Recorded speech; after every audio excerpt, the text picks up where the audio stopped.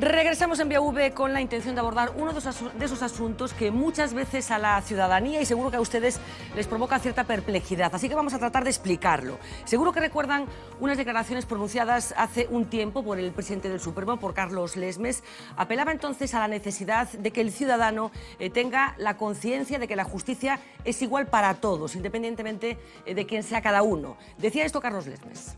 Nuestra ley de enjuiciamiento criminal no da respuesta a unos, y lo sabemos bien todos, a la nueva criminalidad que hay que afrontar. Es un modelo de enjuiciamiento criminal, permítanme la expresión, que está pensado para el robagallinas, pero desde luego no para el gran defraudador. Bueno, nos hemos acordado de estas declaraciones coincidiendo con algunas decisiones judiciales que conocíamos en los últimos días y que queríamos comentar con nuestro invitado de esta noche, José Ramón Piñol. Muy buenas noches. Buenas noches. Muchísimas gracias por acompañarnos, teniente fiscal de la Fiscalía Superior de Galicia. Vamos a conocer enseguida esos casos de los que estaba hablando, pero ¿tenía razón Carlos Lesmes? ¿Nuestra ley está más pensada para el robagallinas que para el gran defraudador? Sí, porque realmente es una ley del siglo XIX, donde la España todavía de aquellas épocas era una España agraria, con escasa capacidad industrial y demás, y en donde los delitos que estaban previstos eran justamente eso, delitos para gente que estaba en el límite, digamos, de lo que es la estabilidad social, ¿no? ¿Falta vocación? ¿Ha faltado vocación del legislador para cambiar bueno, esta circunstancia? Hombre, desde 1882 ha habido muchas reformas. Desde que entró en vigor la Constitución, el Tribunal Constitucional ha hecho algunos apaños para modernizar esa legislación, pero desde 1950 y tantos, en la época del franquismo, las modificaciones que se hicieron en la ley de enjuiciamiento criminal fueron a peor, todas a peor. Y ahora, yo creo que desde hace ya mucho tiempo, todo el mundo señala la necesidad de que esta ley sea una ley nueva. De hecho, es la única de las grandes leyes procesales, civil, contencioso administrativo, laboral, la única que todavía sigue siendo del siglo XIX y parcheada continuamente por reformas, por sentencias del Tribunal Constitucional y demás. Por lo tanto, es un barco que ya no aguanta más. ¿Cómo de grave es que la ciudadanía tenga esta percepción? Lo llamativo de estas declaraciones de Carlos Lesmes es que, bueno, es lo que habitualmente podemos escuchar en las cafeterías, pero es que resulta que esto responde a una realidad diagnosticada nada más y nada menos que por el presidente del Supremo y presidente del Consejo General del Poder Judicial. ¿Qué consecuencias tiene esto para una sociedad que tiene la convicción de que la ley es así? Pues hombre, yo creo que desmoraliza bastante, ¿no? El saber que según a qué estrato de la población pertenezcas puedes tener una respuesta u otra, pues claro, demuestra una vez más que eso de la igualdad, que es una promesa constitucional fundamental, pues de alguna manera se incumple o no se va a cumplir de manera rigurosa.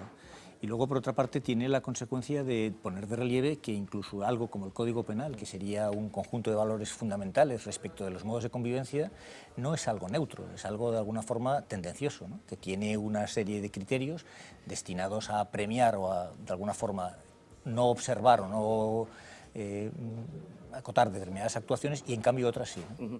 Vamos a conocer alguna de esas actuaciones porque decía, hemos conocido algunas sentencias o algunas ejecuciones, digamos, en los últimos días de personas que tenían que entrar en prisión por unos expedientes judiciales que bueno, no nos parecían tan graves en principio. Marina Cabegato, buenas noches. Hola, Fernanda. Vamos a hacer ese repaso por una parte de esos casos tan llamativos de estos últimos días, pero los vamos a comparar también con otros de esos supuestos grandes defraudadores o delincuentes ya condenados que tienen más capacidad para escaparse de la justicia. Cuéntanos. Sí, Fernanda, ¿te parece? Empezamos por Adrián Moreno. Él ingresado en prisión hace solo unos días por haber robado una bicicleta del Servicio Público de Préstamos de Sevilla hace 8 años. Él ahora tiene trabajo estable, 2 niños pequeños y mantiene haberse reformado, pero la justicia ha tenido en cuenta sus antecedentes. Antes de este robo de la bici, Moreno había sido detenido por allanamiento de morada y también lo habían detenido hasta en 2 ocasiones por conducir sin carné. Son los argumentos que han servido para denegarle el indulto. Algo similar sucedía hace solo unos días antes, a Alejandro Fernández, un joven de 24 años que ingresó en la cárcel para cumplir una pena de 6 años por pagar casi 80 euros con una tarjeta falsa cuando él tenía 18. Él alega que lo engañaron, pero el tribunal lo acusa de pertenecer a banda organizada y estafa, y a él también se le denegó el indulto. Un indulto que sí llegó en su día para una valenciana que utilizó una tarjeta de crédito que se encontró para comprar alimentos y pañales para sus hijas. Ella se gastó en total 193 euros. La condenaron a 2 años y medio de cárcel y 5 años después de los hechos. Ella acabó eludiendo la cárcel por la presión social.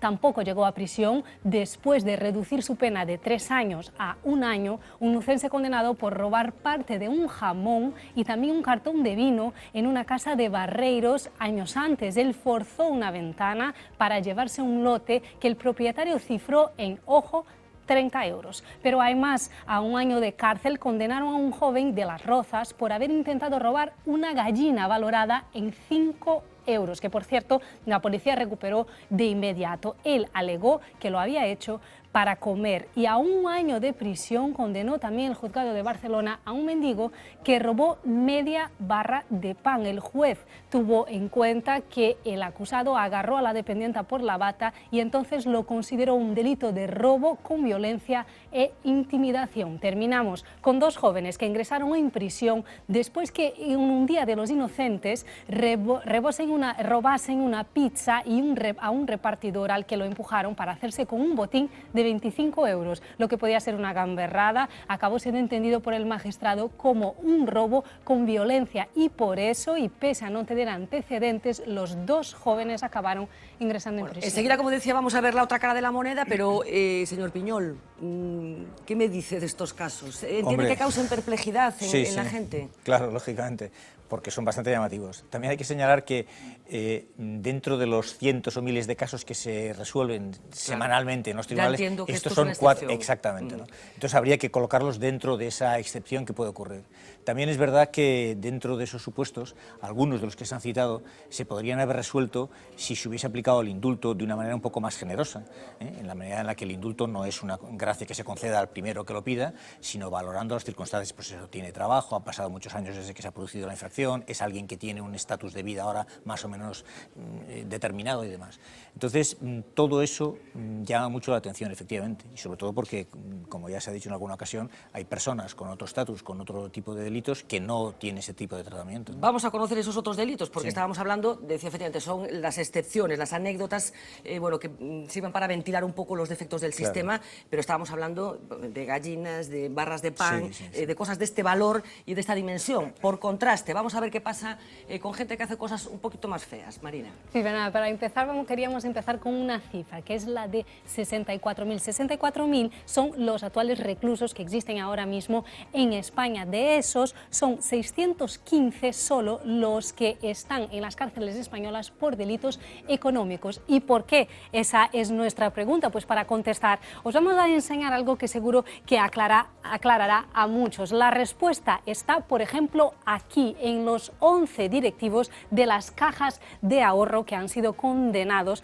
por su mala gestión que llevó a esas cajas a la quiebra y a su posterior rescate. Son los directivos de Nova Galicia, de Caixa Nova Galicia, de Caja Castilla-La Mancha y también de Caixa Penedés. Decíamos que han sido condenados, pero han sido condenados a penas de menos de 2 años, y eso significa que no entraron en la cárcel. Y cuando hablamos de esas penas de 2 años, no en todos los casos las personas implicadas no entran en la cárcel. Estos 11 directivos no entraron en la cárcel, pero sí lo hizo, por ejemplo, La Pantoja, con una pena, en este caso una condena también de 2 años de cárcel. Por un lado están, por ejemplo, las condenas muy bajas para delitos económicos, las de menos de 2 años, que hacen que los condenados no entren en la cárcel. Pero por otro lado están también las famosas fianzas millonarias. Es el caso de Mario Conde, que acaba de salir de prisión tras pagar una fianza de 300.000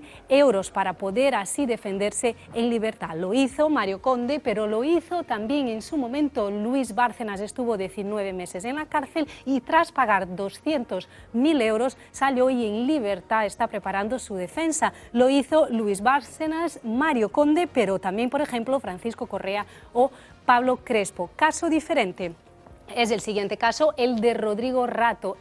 A él se le impuso una fianza de nada menos que 3 millones de euros. Rato pagó esa fianza hace unos años, pero años después se le impuso otra fianza, ahora, ojo, de 18 millones de euros. Ahí fue cuando Rodrigo Rato contestó diciendo que la fianza le parecía demasiado elevada y llegó a un acuerdo con la justicia. Le bloquearon todas sus cuentas bancarias para así sustituir esta fianza, Fernanda, de 18 millones. Bueno, hablamos de casos distintos, en unos casos son sentencias firmes, en otros casos son prisiones provisionales que están sujetas, como decíamos, años a fianza. Hablaba antes del indulto. Es una de las cuestiones que hay que modificar en España. En los casos que nos presentaba antes Marina, no se habían producido, no se había concedido el indulto. Vimos por contraste que se concedieron indultos incluso en situaciones administrativas particulares con gobiernos en funciones a determinadas personas, banqueros, por ejemplo. ¿El indulto hay que revisarlo? Yo creo que sí. El indulto es una ley también, aunque tuvo una pequeña reforma en el año 78, creo recordar, es también del siglo XIX. Y además el indulto lo que reclama, para que no se pueda entender que hay un trato de favor hacia uno u otro, que haya una absoluta transparencia en cuanto a la solicitud, en cuanto a los requisitos que se establecen e incluso a los criterios con los cuales, de alguna forma, se resuelve esa cuestión. Se habla de derecho de gracia y, por tanto, muchas veces se entiende que como es graciable, pues uno hace lo que quiere. Claro, eso en el Estado de Derecho no es asumible. O sea, que el gobierno, si concede o deniega un indulto, tiene que justificar por qué lo hace. Y yo creo que además los criterios para que la ciudadanía lo entienda también deberían expresarse legalmente, diciendo pues, que concurra tal supuesto, que haya pasado tanto tiempo, que esta persona tenga un trabajo, que tenga familia o que tenga cualquier tipo de cosa, ¿no? De forma que se justificase, sí, el indulto debería modificarse ya. Sí. Los casos primeros que hablábamos, algún caso de ellos eran personas que estaban reinsertadas ya, que habían pues superado los problemas vitales que en un momento determinado les llevó a cometer un delito. Vimos algún caso aquí también en Galicia de delitos vinculados, por ejemplo, con el consumo de drogas, que son muy habituales, personas que superan esas adicciones y que tienen que entrar en prisión después. Sí. Tengo entendido que uno de los objetivos de la prisión es reinsertar a la persona que en un momento determinado cometió un error. ¿Tiene sentido meter en prisión a una persona bueno, que está insertada en esos momentos en la sociedad? Yo creo que tiene muy poco sentido, la verdad. También es verdad que hay que señalar que la Constitución establece que uno de los fines de la pena es la reinserción o la recuperación social, pero no solo es el único. También, digamos, dar un escarmiento, ¿sí?, lo que se llama expiar, o lo que se llama la prevención general, es decir, que la gente sepa que, ojo, que si hace usted tal tipo de comportamientos se puede ir a la cárcel. Tiene consecuencias. Claro, eso también cumple una función. Pero es verdad que en este tipo de circunstancias en las que el fin más importante ha quedado ya cumplido y no tiene mucho sentido, habría que buscar otro tipo de mecanismos. Claro, ¿qué mecanismos? Porque aquí se tiende a pensar que la única alternativa para este tipo de delitos es la prisión, que hay que aplicar el mismo código a todo el mundo. ¿Hay alternativas? ¿Hay otros modelos judiciales, digamos, que promueven otro tipo de penas, digamos, que no significan el ingreso en prisión? Hombre, la suspensión, la probation, que se utiliza en el derecho anglosajón, es decir, sería un mecanismo en el cual a una persona se le somete a prueba. Es decir, mire usted, pues durante un cierto tiempo, si usted se comporta adecuadamente, si da cuenta de qué es lo que hace, si desarrolla una actividad ordinaria, si permite que haya un cierto control por parte de las autoridades sobre qué es lo que hace usted, pues de momento suspendemos la ejecución de la pena y según se comporte usted, pues eso queda olvidado o se vuelve a recuperar. Claro. Después de la reforma que se hizo en el 2015, la suspensión de condena ha abierto alguna puerta. También es verdad que otras las ha un poco cerrado o por lo menos ha puesto más trabas, pero ha abierto alguna puerta para que incluso personas con antecedentes y con penas superiores a los 2 años puedan no entrar, si concurre, bueno, los toxicomanos por supuesto, ¿no? Pero en algunos otros casos en los cuales la suma de las penas, si concurren en determinadas circunstancias, podría incluso llegar a suspenderse aun siendo superior a los 2 años. Y otro tipo de penas, por ejemplo, trabajos para la comunidad, este tipo de cosas, ¿habría que abundar un poco en este tipo de alternativas? Lo que pasa es que eso, la experiencia ha demostrado que hasta ahora trabajos en beneficio de la comunidad no hay. Es decir, hay mucha gente a la que en los delitos, sobre todo de conducción de vehículos a motor, pues se les condena eso, pero no hay trabajos en beneficio de la comunidad. No hay trabajos para hacer. Para hacer, efectivamente. Hay no hay, no sé, la administración penitenciaria, en general la administración, no es capaz de encontrar trabajos. Claro, porque competiría con gente que tiene un contrato, ¿no? Claro. Tampoco y se trata... si no se hace con una finalidad de aportar algo de beneficio a la sociedad, trabajos en beneficio de la comunidad, pues al final puede ser una forma casi de esclavismo, ¿no? Usted trabaja por 4 perras para no pagar cual y yo lo utilizo. No es fácil, ¿eh? Claro. En estos momentos en los que el empleo es algo muy buscado, ¿no? Claro, hablaba efectivamente de un tipo de presos, digamos, nuevos, ¿no?, en las cárceles. Las personas, los delitos relacionados con la conducción que no existían antes, ¿no? Personas que en un momento determinado alcanzan una determinada velocidad conduciendo y que yo no sé en estos momentos si ya representan una parte importante de la población reclusa. Muy importante no, porque la verdad es que los delitos contra la seguridad del tráfico permiten imponer una pena de multa, poner una pena de privación de permiso de conducir, una prisión también, y trabajos en beneficio de la comunidad, de manera que normalmente se acude a la prisión como último recurso, ¿no? Y son pocos los que realmente ingresan.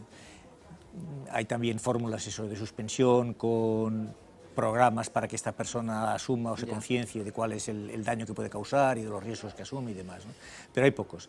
Por otra parte, yo casi prefiero que mejor, ¿no? Digamos, la prisión tiene que ser el último recurso. Claro, ¿no? Claro. Efectivamente. Sí. Bueno, hablábamos de esa sensación, esa sensibilidad, que yo creo que también tiene que ver con el momento que estamos viviendo. Probablemente la gente es más exigente con la justicia cuando hay tantos casos de corrupción en estos momentos que se están ventilando. Y algunas dudas que le quería plantear en relación con este asunto. Por ejemplo, ¿con cuántos años de prisión se entra en la cárcel? Porque había en principio la idea de que era a partir de 2 años un día, Sí. podía ser, Sí. pero está entrando gente con menos Sí, condena.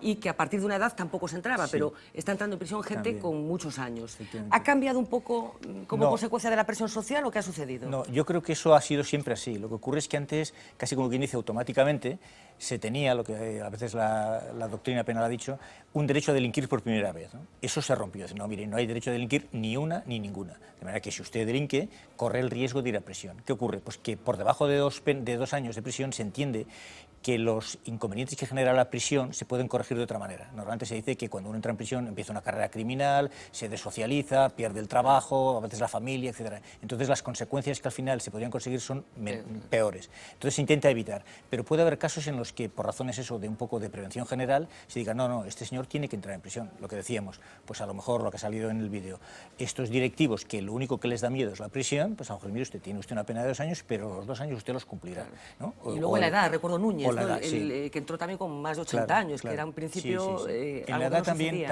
también, sí, es una cuestión en la que se ha puesto de relieve que si no, claro, un señor mayor de 70 años, pues puede hacer lo que le dé la gana. Llega, sale a la calle, saca su pistolita, o roba no sé quién, o hace lo que sea y no se va a la cárcel. Bueno, se puso de relieve, yo recuerdo más aquí en Galicia, hubo un caso muy célebre, en el que yo, como llevaba asuntos de vigilancia, intervine, en la que había un señor, creo que de la provincia de Lugo, ¿no? Un señor que por razones de tierras y de aguas mató a alguien. Fue a la cárcel, lo tuvieron el tiempo necesario, lo clasificaron en tercer grado y le dieron la libertad condicional. Salió y fue a buscar al otro que le había hecho y lo mató.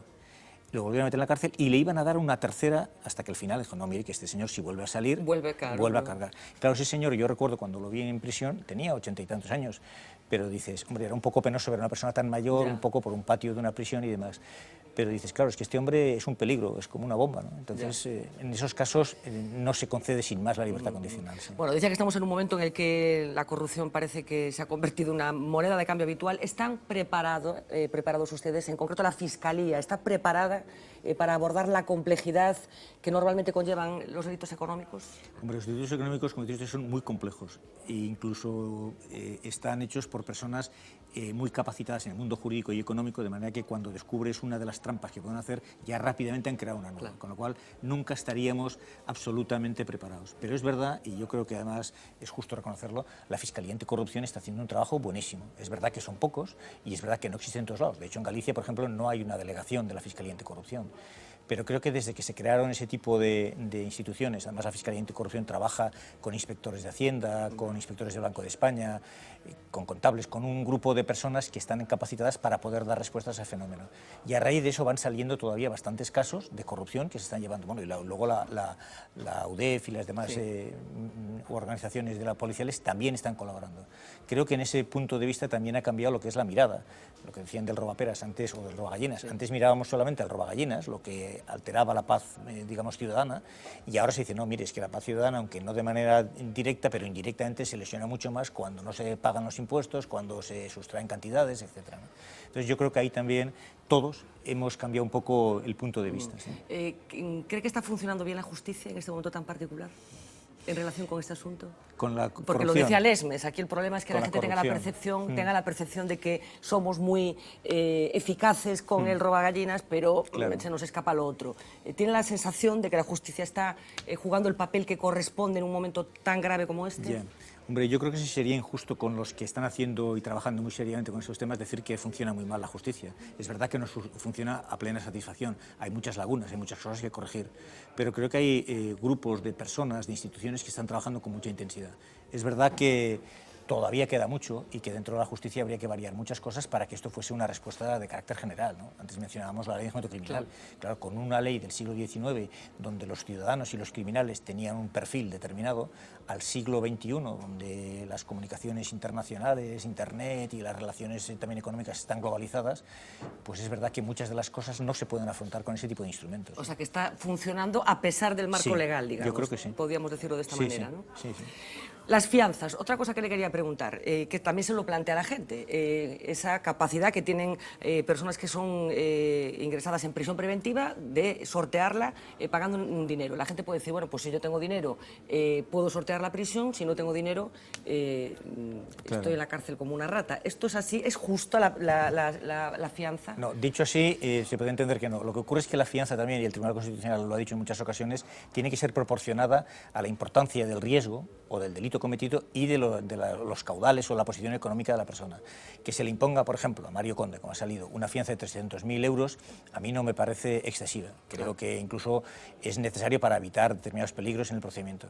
Que eso se le impusiera a una persona, pues a lo mejor es que se ha llevado un coche o un radiocassette o lo que fuera, sería brutal. Lo que ocurre es que a esa persona, teóricamente, se le podría conceder, y de hecho se están concediendo, pues a lo mejor con fianzas de 500 euros, de 1.000 euros, ¿no? Depende, ¿no? O sea que eso también depende mucho de las circunstancias. Si esa persona incluso tiene muchos antecedentes penales, si es una persona que no tiene ningún tipo de control o de actividad, la fianza podría subir. La fianza es un mecanismo que sirve para garantizar que el proceso va a poder continuar hasta el final y que el responsable no se va a sufrir. Va a estar y no se va a marchar, ¿no? Exactamente. Bueno, queremos hacer algún ejercicio de derecho comparado, va a ser muy por encima, no tenemos capacidad para hacerlo de otra manera, pero le quería preguntar después si esa sensación que a veces tenemos aquí, bueno, del planteamiento con el que empezábamos y de que en general la justicia es un desastre, lenta, no sé qué más, si resiste comparación con el resto de los países de nuestro entorno, pero Marina nos va a dar una pincelada. Adelante. Sí, Fernanda, si te parece, vamos a empezar por un mapa en el que vamos a ver el número, esto es un porcentaje, esta es una comparativa, el número de reclusos por cada país del mundo. Aquí tenemos el mapa y aquí vemos cómo Estados Unidos se lleva la palma. La cifra es de 700 reclusos por cada 100.000 habitantes. Siempre serán 100.000 habitantes la comparativa que vamos a hacer. Decíamos, Estados Unidos, el país con más reclusos proporcionalmente, pero ¿cuáles son los otros? Pues son estos, Rusia, Panamá y El Salvador, todos con cerca de 400 reclusos por cada 100.000 habitantes. Esos son los países que tienen a más personas encarceladas proporcionalmente. ¿Y cuáles son los que menos? Pues para eso nos tenemos que ir hasta el norte de Europa.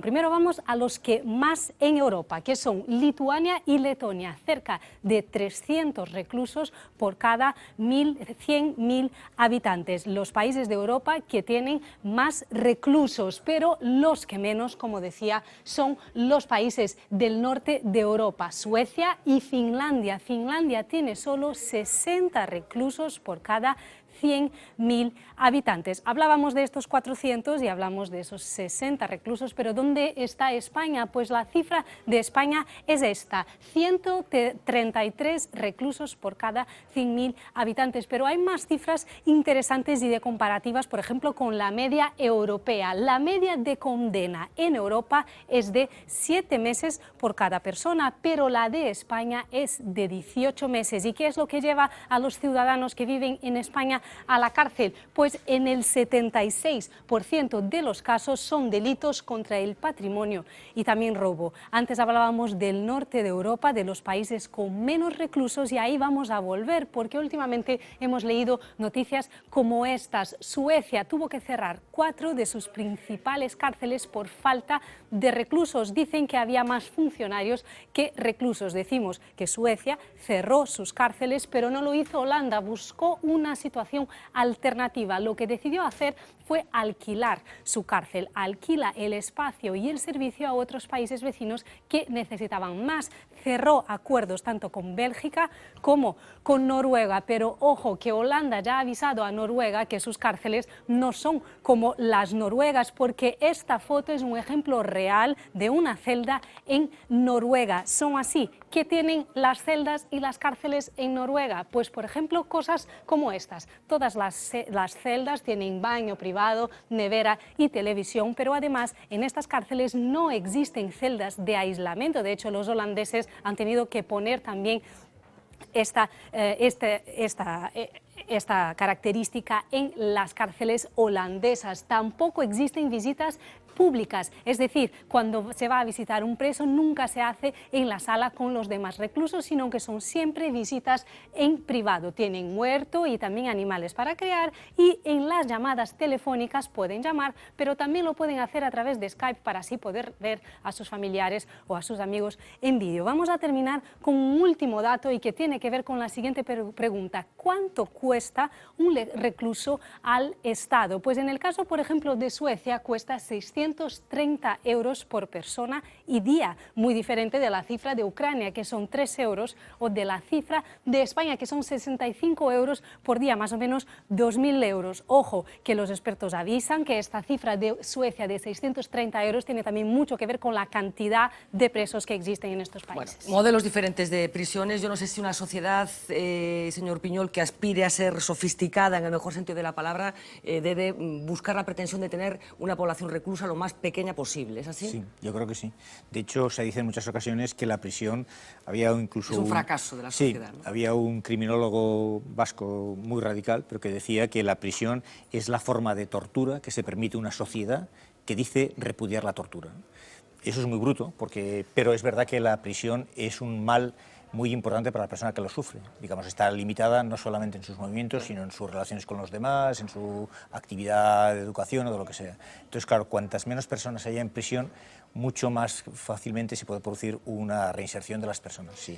¿Tenemos buenas cárceles en España? Parece una pregunta rara, pero la quiero plantear de esta manera. Bueno, porque, no, bueno, he visto algunas cárceles, algunos claro, sistemas penitenciarios que hay por el mundo claro. adelante, en fin. ¿Tenemos buenas cárceles en España? Yo creo que dentro de lo que cabe se ha ido mejorando bastante el sistema carcelario español. No es desde luego el noruego, por supuesto, pero dentro de lo que cabe sí. De hecho, incluso una de las cosas que cuando uno habla con gente de la calle y temas, dicen, no, pero si es que los internos viven de maravilla, no puede ser esto, que tal, porque eso es un parador y tienen que ir... O sea, que incluso la sensación de los ciudadanos es que se vive demasiado bien. Yo creo que no se vive muy bien, entre otras cosas, porque además están superpobladas. Es decir, las cárceles, en concreto Teixeiro y demás, tienen un nivel de ocupación muy superior al que podría soportar. Y eso repercute en la calidad, en la seguridad... Aquí hemos abordado alguna vez qué sucede con una persona cuando entra en prisión y vamos, no creo que sea algo que deba envidiar nadie, porque no solamente es la privación de libertad, sino muchas otras cosas. Yo a mucha gente, cuando me dicen esto, le digo, mira, pues vamos a hacer una prueba. Vete un ratito. Vete un ratito, o ya no solamente eso, sino decir, simplemente quédate en tu casa sin poder salir, por ejemplo, un año. Y puedes ver la televisión, leer, recibir a los amigos que quieras, emborracharte, lo que te dé la gana, pero sin salir durante un año. Yo creo que habría muy poca gente que lo aguantase. Es difícil, sí. Bueno, casi vamos a acabar la conversación, aunque le quería preguntar también por una fecha concreta que tiene mucho que ver con el trabajo no solamente de fiscales, sino de jueces y de todo el aparato judicial, pero por cerrar esta parte de nuestro encuentro de hoy, quería volver a la primera pregunta, un poco para trasladarle un punto de vista profesional de una persona como usted a nuestros espectadores. Ese temor de Carlos Lesmes, ¿cómo se lo trasladamos a la gente? La gente tiene que estar tranquila en el sentido de que, a pesar de que el marco legal es el que es, viejo, del siglo XIX, no ha sido reformado, no se ajusta a la realidad de los tiempos, a pesar de ese marco legal, bueno, la justicia funciona razonablemente bien con quien tiene que funcionar. Digamos, si lo hacemos en porcentajes, yo creo que funciona a un 35% de lo que debería funcionar una justicia moderna, ¿no? O sea que sí, yo creo que podemos decir que suspende. No en todos los aspectos, lógicamente, y posiblemente en lo que es el principio de igualdad a lo mejor no sería el punto donde más decaería ese porcentaje, ¿no? Pero hay muchas cosas en las que, pues hombre, en el día a día se ve que hay cosas en las que nos podemos encontrar. ¿Cuál sería la nota peor de todo? Pues hombre, a mí a veces, aunque parezca mentira, el exceso de velocidad que ahora se quiere implantar en determinadas actuaciones. Los llamados juicios rápidos, los llamados juicios por delitos leves, el procedimiento por decreto que se acaba de crear, de manera que de lo que se trata es de dar una respuesta muy inmediata y muy contundente, aunque sea pequeña, hacia la persona que ha cometido un delito. Entonces eso es muy eficaz porque disuade mucho. Si mire usted que como le pille, en 15 días usted está en la cárcel o le sancionamos con una multa. Pero corremos el riesgo también de que como consecuencia de eso se cometan muchos errores. Y como decía, bueno, algunos tratadistas, no hay peor que una justicia en donde el inocente es tratado como un culpable, ¿no? Entonces yo creo que en eso habría que cuidarlo mucho. ¿Sí? Pues nos quedamos con esa información. De todas maneras, decía, fecha importante para todo el aparato judicial español, 6 de junio pasado, cuando acababa ese plazo para revisar todas las causas de instrucción. La Fiscalía, de diferentes tonos, llevaba advirtiendo desde hacía tiempo que era una barbaridad lo que se estaba induciendo desde el Ministerio. Ya hemos pasado ese 6 de junio. ¿Qué ha pasado en los juzgados, José Ramón Piñol? Pues hombre, yo muy bien no lo sé, porque estoy en una fiscalía en la que no hemos tenido ese problema, ¿no? Pero me consta que los fiscales han hecho un sobreesfuerzo y han solicitado, en todos los casos en los que eso era necesario, han solicitado la declaración de causa compleja, la prórroga de una ampliación de la instrucción y demás. Otra cosa es que esté bien solicitada, que a lo mejor se puedan plantear quejas sobre la forma en que se ha solicitado, que el juez decida concederla o no concederla, pero yo creo que en líneas generales, a pesar de las dificultades, la Fiscalía cumplió bastante bien. Creo. Necesita un maravilloso ministro de Justicia, la justicia española, pues para resolver, eso... porque mira que llevamos hablando de los problemas de la justicia, en fin, no quiero recordar ya los últimos episodios, peripecias, mesas que hemos tenido aquí. Falta la gran reforma de la justicia, decía que la justicia española sigue faltando la apuesta por su modernización. ¿Sigue estando pendiente esto? Hombre, de hecho ha habido dos anteproyectos, uno en el 2011 y otro en el 2012, bueno, 2010, 2011 y otro en el 2012, uno de cada uno de los grandes partidos, el PSOE y el PP, en las que se planteaba una nueva ley de enjuiciamiento criminal. Por diferentes circunstancias, ninguno de los dos tiró para adelante. Pero no son muy diferentes unos y otros, o sea que coinciden bastante, de forma que sería bueno que a lo mejor eso ya se adoptase definitivamente y se modificase todo el aparato promovido en la justicia penal y que fuese de nueva factura. ¿Sí? Esa necesidad de pactos y de consensos que también sucede en otros ámbitos, como la educación, bueno, esos grandes asuntos que tienen que ver con pactos de Estado, ¿no?, que reclaman tanto los ciudadanos. Pues José Ramón Piñol, un auténtico placer, de verdad, escuchar a una persona que tanto sabe de esto para dejarnos las cosas claras en relación con asuntos que provocan tanta perplejidad y que tanta desafección también con la justicia, que yo supongo que esto les preocupa también a los profesionales, ¿no? Que la gente acabe teniendo la sensación de que la justicia no es justa, ¿no? No, en el trabajo diario nuestro eso nos lo planteamos continuamente, ¿no? De cómo actuar, cómo dar incluso explicaciones. De hecho, hay servicios de prensa y servicios en los cuales se da información sobre por qué se hace este tipo de actuación, con qué finalidad, qué objetivos se pretenden. Incluso si en algún momento ha habido necesidad de dar algún tipo de explicación o de disculpa, se ha dado. O sea que yo creo que hay bastante interés en que el ciudadano se sienta próximo a la justicia y que la vea como suya. ¿Sí? Nosotros siempre que reclamamos a alguien para que nos lo explique, recibimos una respuesta afirmativa. Así que esta noche también ha sido así. Muchísimas gracias, insisto, José Ramón Piñol, teniente fiscal de la Fiscalía Superior de Galicia. Gracias. Muy bien, gracias. Vamos a hacer la última pausa publicitaria. Enseguida a la vuelta va a estar Uxía Rodríguez, como siempre, preparada para contarnos otras historias de este lunes. Volvemos enseguida.